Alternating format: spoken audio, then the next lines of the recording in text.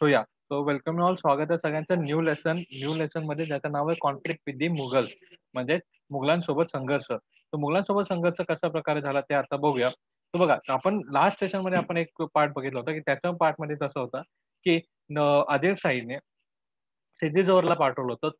तो एक प्रमाणे स्वराज्याला प्रॉब्लेम क्रिएट करत होता. आणि त्यानंतरच त्या क्षणी तसे 5 ते 6 महिने त्याच्यात आपण बघतो की त्याच्या कैदेमध्ये सिद्धी जोहरच्या कैदेमध्ये आपले शिवाजी महाराज होते, हे आपण बोलू शकतो. आणि त्याच वेळेस किंवा ते जे 5 ते 6 महिने होते, त्याच वेळेस मुघलांनी मुघलांनी आपला शाहिस्ते खान हा जो सरदार होता, तो त्यांना पाठवलं होतं पुण्यावरती कूच करण्यासाठी, म्हणजे पुण्यावर चालून येण्यासाठी. This means to to win and to they just want to make that thing. म्हणजे पुण्यावरती चालून आले होते ते, राईट. तर यावेळेस शिवाजी महाराजांनी काय केलं होतं, यावेळेस शिवाजी महाराजांनी आदिलशाही सोबत they sign a treaty with the Adilshahi and they return them the Panhala गड. So Panhala fort basically. तर म्हणजे काय, तर त्यांनी बोललो होतं, त्यांनी ज्या मुवमेंटला, म्हणजे आपण एका वेळेस at the same time we can't fight with the two enemies, म्हणजे एकाच मुवमेंटला आपण दोन शत्रूंसोबत लढू शकत नाही. यासाठी त्यांनी काय केलं होतं, यासाठी त्यांनी आदिलशाहीसोबत करार करून आदिलशाहीने त्यांच्याकडून जिंकलेला जो पन्हाळगड होता, तो पुन्हा वापस दिला आणि त्यांनी शाहिस्ते खानाकडे आपले लक्ष वळवले होते. तर बघा, हेच बेसिकली त्यांनी आपल्याला सांगितलेलं आहे. तर आपण आता बघूया शाहिस्ते खान इन्व्हेशन, म्हणजे त्यांच्यावर मारा कसा काय झाला ते आपण आता बघूया. So see, before that we will read. So far the Shivaji Maharaj had successfully fight the Adil Shahi, but his expanded the Swaraj's conflict with the Mughals were inevitable. So the Mughals posted a great threat to the Swaraj, even as at the beginning the expanded Maharaj triumphed over the treaty too. So he regained his fort and we can say the territories from the Mughal, and then he found himself the crown, and he looked up the campaign of the south, and we shall learn about this event in this chapter. म्हणजे basically त्यांनी ते सांगितलेलं की मुघलांचं कसं होतं, म्हणजे मुघलांच्या scenario कसं झालं होतं की महाराज हे मुघलांचे जास्तीत जास्त पार्ट आपण बोलतो ज्याप्रमाणे ज्याप्रमाणे आपण आदिलशाहीचे जास्तीत जास्त आपण बोलतो आदिलशाही, निजामशाही यांचे जास्तीत जास्त पाठ किंवा जास्तीत जास्त गड हे महाराजांनी जिंकून घेतले होते. परंतु त्याच आपण बघितलं होतं की दिल्लीकडे, म्हणजे उत्तरेकडे त्यांचा जो प्रसार होता तो कुठे ना कुठे कमी होता, राईट. तरी सुद्धा म्हणजे मुघल तरी सुद्धा शिवाजी महाराज आज ना उद्या आपल्यावरती चालून येतील, हे जे एक त्यांनी लक्षात ठेवून त्यांनी आधीच शाहिस्ते खान सारख्या बलाढ्य सरदाराला महाराजांवर कूच किंवा स्वराज्यावर एक कूच करून येण्यासाठी त्यांनी सुरुवात केली होती. त्यासाठी त्यांनी पाठवलं होतं. तो शाहिस्ते खान इनोव्हेशन, म्हणजे शाहिस्ते खानाने कशाप्रमाणे आले होते ते आपण आता बघणार आहोत. शाहिस्ते खानाचे स्वारी बेसिकली कसं काय आले होते ते आपण आता बघणार आहोत. In the February 1660, Shahisty Khan left from Ahmednagar and entered in the Pune province, and he regained the territory of the Swaraj by sending the small units in his army in the neighboring arms, and he encamped at Chakan, and then Firangoji Narsara, and then the killed of the fourth of the Chakan offered the strong resistance to the Shahisté Khan army. And finally, the Mughals captured the fort Chakan. So म्हणजे basically आपण बघतो या ठिकाणी काय scenario झालं होतं, अहमदनगरवरून आपला जो कूच होता की अहमदनगरवरून आपला जो लक्ष होता ते त्यांनी पुण्यावर केंद्रित केलं होतं. आणि नंतर जशाप्रमाणे पुणे त्यांनी काबीज केला, हळूहळू आपले छोटे छोटे आर्मी, म्हणजे छोटे छोटे सैन्य हे स्वराज्याच्या आजूबाजूच्या म्हणजे सॉरी पुण्याच्या आजूबाजूच्या प्रदेशामध्ये ते पाठवत असत, आणि तो ते जिंकून मुघल साम्राज्यामध्ये किंवा आपल्या राजवटीमध्ये सामील करण्यासाठी शाहिस्ते खानाने सुरुवात केली होती. आणि याचप्रमाणे हळूहळू त्यांनी चाकणचा किल्ला सुद्धा जिंकला होता. So Shahisté Khan was set up to camp at Lal Mahal in Pune, where the Shivaji Maharaj lived in childhood. जशाप्रमाणे आपण मागच्या सेशनमध्ये बघितलं होतं की लाल महाल म्हणजे काय, जे शिवाजी महाराजांनी ज्या ठिकाणी आपलं बालपण पूर्ण व्यतीत केलं होतं, त्या ठिकाणी त्यांनी आपलं कॅम्पेन केलं होतं, म्हणजे ते आपलं केंद्रबिंदू केलं होतं, आणि त्या शाहिस्ते खान तिथे राहत होता. Can Khan sent his forces in the region of Pune. This force looted the people, and 2 years passed, but he would not think of leaving the Pune. Naturally, this had the adverse effect the poor people's moral. And in this circumstance, Maharaj drew up the blood bold plan. So या ठिकाणी ते बोलत होते, या ठिकाणी scenario कसे झाले तर 2 वर्ष झाले शाहिस्ते खान हा पुण्यावरून हालायचं नाव घेत नव्हता. म्हणजे महाराजांनी काय केलं होतं, महाराजांनी एक न लढण्याचा एक आपण बोलू होतो किंवा त्यांनी एक शांत राहण्याचा एक डिसिजन घेतला होता. की त्या डिसिजनमधून त्यांना वाटलं की जर आपण शाहिस्ते खानावरती कुछ न केलं किंवा शाहिस्ते खानावरती आपण हॅलो शाहिस्ते खानाच्या अगेन्स्ट आपण फाईट न करता आपण न फाईट करून शाहिस्ते खान म्हणजे कंटाळून जो वापस निघून जाईल अशा प्रकारची मेंटॅलिटी अशा प्रकारचा थॉट शिवाजी महाराजांनी शाहिस्ते खानाच्या अगेन्स्ट पकडला होता. बट परंतु तो थॉट हा कुठे ना कुठे फेल होताना आपल्याला दिसते. कारण 2 वर्ष झाले होते तरी सुद्धा शाहिस्ते खान हा पुणे सोडून बाहेर जाण्याचा म्हणजे पुणे सोडून जाण्याचा काही विचार करत नव्हता. तो त्यांनी काय तर त्यासाठी महाराजांनी त्यांना पळून लावण्यासाठी किंवा त्याला मारण्याचा एक प्लॅन ड्रॉ केला होता. राईट. आणि कारण काय झालं होतं की 2 वर्ष निघाले होते तरी लोकांमध्ये एक कुठे ना कुठे एक मोरल त्यांच्या डाऊन होतं. म्हणजे त्यांनी जो धैर्य घेतला होता की महाराज येतील, आपल्याला सुटका देतील, आपल्याला न्याय देतील, अशा प्रकारचा जो त्यांचा एक मोरल होता, जो विश्वास होता, तो कुठे ना कुठे हालचालीला सुरुवात होईल असं महाराजांना वाटलं होतं. आणि यासाठी शिवाजी महाराजांनी एक प्लॅन ड्रॉ केला. म्हणजे त्यांनी एक कल्पना घेतली आणि शिवाजी महाराजांनी डिसाईड केलं होतं की लाल महालावर आपण हल्ला करणार आहोत. म्हणजे ज्या ठिकाणी किंवा जो प्लेस आहे किंवा जो घर आहे ज्याच्यात महाराजांनी आपला पूर्ण चाइल्डहुड व्यतीत केलं होतं त्या ठिकाणी आपण हल्ला करणार असं महाराजांनी प्लॅन बनवला होता. So Shivaji Maharaj decided to lead the लाल Maharaj secretly under the its own leadership on 5th April 1663. म्हणजे बघा 1660 तो टॅकल करायला आला आणि 1663 म्हणजे 1660 तो पुण्यावरती चालून आला होता आणि 1663 साली महाराज लाल किल्ल्यावर आपण चालून जाऊ किंवा कूच करू किंवा रेड करू अशा प्रकारचा त्याने प्लॅन केला होता. आणि तेही स्वतःच्या लिडरशिप मध्ये म्हणजे ते स्वतः जाणार होते तिथे टॅकल करण्यासाठी. So Maharaja led the Lal Mar at night and with a select band of soldiers. And in this raid, the Saistik and lost his finger and he suffered the great humiliation.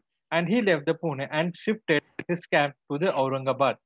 And due to this episode, he incurred a displeasure of Aurangzeb, and Aurangzeb transferred him to the province of Bengal. And successful attack on the Saistik Khan would impact the people and their faith. This capability of the Maharaj was strengthened even further.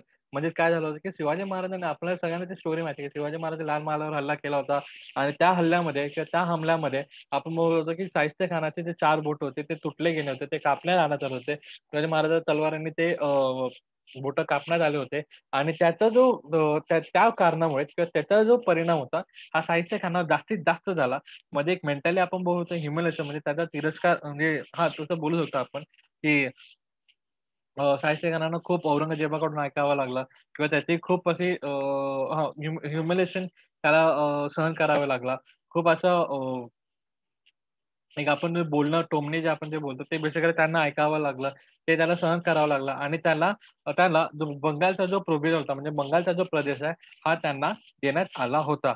आणि शिवाजी महाराजांनी हा जो attack केला होता शाहिस्ते खानावर, शिवाजी महाराजांनी केलेल्या अटॅकमुळे लोकांना महाराजांवरचा जो विश्वास होता तो अजून दृढ झाला आणि अजून पक्का झाला होता. राइट. तर आता आपण बघूया सुरत कॅम्पेन. तशा प्रकारे आपण बोलू शकतो की पुण्याला शाहिस्ते खानाच्या व्याख्यातून पुण्याला शिवाजी महाराजांनी कशाप्रमाणे सोडवले होते म्हणजे फ्री केले होते. Let's go for the next thing that is can you okay. So that was the thing. तर आता आपण बघूया Surat campaign. In 3 years time, the Shaista Khan had rebuilt the last territory of the Swaraj, and it was necessary to make good his loss. For this, the Shivaji Maharaj devised a plan and teaching the Mughals a lesson. And Surat was a big trade center and the port under the Mughal control. So the British, Dutch, French had their factories there, and the maximum revenue was being generated by the city. For the emperor, it was a rich city. Maharaja merged the Surat, and Inayat Khan, the Subedar of Surat, could not put up any residence. The Maharaj obtained the plenty of wealth from the Surat without the bothering of the common people. and his campaign of the Surat was completely successful. This campaign was the stunning blow the emperor of Aurangzeb prestige. म्हणजे काय झालं होतं की बघा ज्याप्रमाणे आपण बघू शकतो की साहित्यकाराने 3 वर्ष साहित्यकाराने 2 वर्ष स्वराज्याचा जो पुणेचा जो एरिया तो काबीज केला होता आणि त्याच्यावरती तो त्याची सत्ता घालत होता, लोकांवरती अन्याय करत होता. अशाच प्रकारचे जो कार्य तो करत होता, त्याच कार्यावरती धडा शिकवण्यासाठी म्हणजे मुघलांना धडा शिकवण्यासाठी शिवाजी महाराजांनी सुरत या प्रदेशावर किंवा सुरत हा जो जागा या ज्याच्यावरती चालून जाण्याचा त्यांनी प्लॅन केला होता आणि चालून जाण्याचा त्यांनी निर्णय केला होता. कारण सुरत हा सर्वात मोठा शहर आणि एक वेल सिटी आपण ज्याला म्हणतो की ज्याच्यामध्ये डच, फ्रेंच, इंग्रज या लोकांच्या फॅक्टरी होत्या आणि त्याच्यामधून त्यांना उत्पन्न म्हणजे बेसिकली जो रेव्हेन्यू आपण बोलतो उत्पन्न हा खूप जास्त प्रमाणात आणि चांगल्या प्रमाणात जनरेट होत असतो आणि एक रिच सिटी म्हणजे अमीर ज्याप्रमाणे आता आपण बोलतो की मुंबई हा अमीर जागा आहे किंवा मुंबई ही अमीर सिटी आहे. त्याचप्रमाणे पहिले सुरत होते. तर सुरत म्हणजे त्या काळात सुरत होती. तर सुरतच्यावर कूच करून किंवा सुरतवर जाऊन तो पूर्ण जो सुरतचा जो खजिना आहे हा लुटून जायचा प्लॅन शिवाजी महाराजांनी केला आणि म्हणजे या क्रियेमध्ये आपण स्वराज्याचा जो आपण बोलतो राजखजाना आहे तो सुद्धा वाढवू शकतो आणि प्लस राजकारण वाढवू शकतो आणि प्लस आपण मुघलांना एक धडा पण शिकवू शकतो. अशा प्रकारचे दुतर्फी प्लॅन आपण तो बघू शकतो. त्यानंतर त्यांनी कूच केलं. सुरतावर कूच केली. सुरतल्या जे कॉमन माणसं होते, जे सामान्य नागरिक होते, त्यांना काहीही त्रास न देता त्यांच्या सरदारांना त्यांनी टॅकल करून सरदारांसोबत लढून त्यांनी सुरत हे शहर लुटले आणि लुटल्यानंतर ते पुन्हा आपला स्वराज्यामध्ये स्वराज्यामध्ये आले होते. आणि ही जी क्रिया झाली होती किंवा ही जी गोष्ट झाली होती ह्याचा खूप मोठा फटका किंवा खूप मोठा झटका औरंगजेबना लागला होता. म्हणजे जे मुघल साम्राज्य होते औरंगजेब यांना लागला होता. तर ह्याचा बदला म्हणून काय करावं? तर त्यांनी जयसिंग यांना पाठवले होते शिवाजी महाराजांच्या अगेन्स्ट लढाई करण्यासाठी. सो बघा जयसिंग इनोव्हेशन म्हणजे जयसिंग चालून आलं ते आपण बघूया. So with the view of covering the increasing the activities of Shivaji Maharaj, the Aurangzeb sent Mirza Raja Jai Singh, an experienced and the powerful Rajput Sardar. The Jai Singh come to Pune. He started rallying all the forces against Shivaji Maharaj. To the Portuguese of Goa, Vasai, Dutch of Vengurla, and then we can say the British of Surat and the Siddhis of Janjira. Jai Singh suggested that they should start a naval campaign against Maharaj. तो बघा त्यांनी काय केलं होतं तर आपला basically जर आपण व्यवस्थित महाराष्ट्राचा नकाशा बघितला तर महाराष्ट्र नकाशामध्ये आपल्याला दिसून येईल की स्वराज्याच्या अवतीभोवती जेवढे पण लोक होते म्हणजे भले ते डच असो वसई विरारचे जे डच होते नंतर पोर्तुगीज होते नंतर बेंगोरलाचे जे डच होते नंतर ब्रिटिश जे सुरतचे होते मग सिद्धीचे जंजिराचे जे सिद्धी लोक होते या सगळ्यांना त्यांनी एकत्र करून शिवाजी महाराजांसोबत कूच किंवा शिवाजी महाराजांवर चालून येण्याचा त्यांनी निर्णय केला आणि ते केले सुद्धा. तर जयसिंग मिर्झा राजे जयसिंग जे आपण बोलतो drew of a plan to capture in the fort in position of Maharaja the Mughal force were sent to the various parts of the Swarajya and they rebuilt the territories of the Swarajya. Maharaja endeavored to resist the Mughal and the Mughal Jai Singh and दिलेर Khan let the sage of the fort of Purandar. म्हणजे basically आपण याच्यात बघू शकतो की म्हणजे जयसिंगने काय केलं होतं तर जयसिंग या लोकांना तर जमा केलाच होता म्हणजे डच पोर्तुगीज नंतर जे जंजिराचे जे जहागीर लोक होते त्यांना तर त्यांनी एकत्र केलेच होते. राईट सिद्धीच होते त्यांना त्यांनी एकत्र केले होते आणि एकत्र करून ते महाराजांवर कूच करून आले होते. परंतु एवढंच नाही तर स्वराज्याच्या खूप अशा मोठ्या म्हणजे स्वराज्याचा जो पार्ट होता वेगवेगळ्या पार्टवर त्यांनी एक साथ आर्मी पाठवली होती. म्हणजे त्याच्यामध्ये आपण बघू शकतो की भले ते इंग्रज होते, मुघल मुघल म्हणजे जयसिंग आणि दिलेर खान यांनी काय केलं होतं हे लीड केले होते पुरंदर किल्ल्यासाठी. म्हणजे वेगवेगळ्या प्रदेश जिंकून घेण्याचा त्यांनी प्रयत्न केला होता आणि जिंकला सुद्धा होता. Sorry. And when the Mughal put the Purandar under the siege, the Murarbaji Deshpande fought with the greatest courage, and he died the heroes in the death. And considering the seriousness of the situation, the Maharaja began to talk of the treaty with the Jaisingh. तर म्हणजे काय झालं होतं तर basically Jaisingh जो लढून आला होता म्हणजे जयसिंग जो चालून आला होता आपल्या स्वराज्यावर, त्याने खूप असा मोठा प्रदेश म्हणजे खूप असा स्वराज्याचा खूप असा मोठा प्रदेश त्याने जिंकून घेतला होता. त्यातल्या प्रत्येक एका सरदाराला तो मारत असत आणि तो जिंकून घेत असत. राइट. जिंकून घेत असत. दिलेर खान आणि जयसिंग हे जिंकून घेत असत. त्यासोबतच ते पुरंदर पुरंदर किल्ल्यावर आला होते. तर पुरंदर किल्ल्यावर सुद्धा त्यांनी जिंकून घेतला होता. मग यावेळेस महाराजांना कळून आलं की जयसिंग जो आपल्यावरती जो चालून आला होता, हे तो परिपूर्ण तयारी करून आपल्यावरती चालून आला होता. तर यासाठीच महाराजांनी काय केलं, तर यासाठी महाराजांनी त्याच्यासोबत ट्रिटी करण्याचा म्हणजे त्याच्यासोबत करार करण्याचा निर्णय केला होता. आणि he made Jaisingh personally treaty between the Jaisingh and Maharaja वर sign in the sign in June 1665. तर 1665 ला आपण एक ट्रिटी त्यांच्यामध्ये म्हणजे त्यांच्यामध्ये एक करार झालेला आपण बघू शकतो. तो करार कोणाकोणामध्ये होता? तर जयसिंग आणि महाराजा यांच्यामध्ये तो करार होता.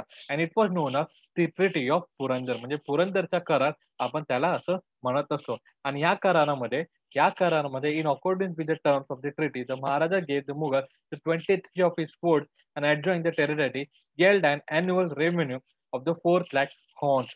म्हणजे बघा याच्यामध्ये केवढं मोठं नुकसान झालं तर याच्यामध्ये नुकसान आपण बघू शकतो, की या ट्रिटीमध्ये किंवा या पुरंदरचा जो करार आहे, या करारामध्ये महाराजांना 23 आपले म्हणजे 23 जे